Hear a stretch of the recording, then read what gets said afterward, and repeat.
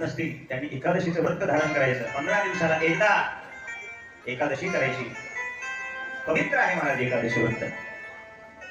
नंद महाराजांनी एकादशीचं व्रत केलं, भगवंताची पूजा केली आणि त्या दिवशी रात्री द्वादशी लागल्यानंतर द्वादशीला पारणं सोडावं लागतं आणि मग स्नान करण्याकरता यमुनेच्या पाण्यामध्ये नंद महाराजांनी प्रवेश केला.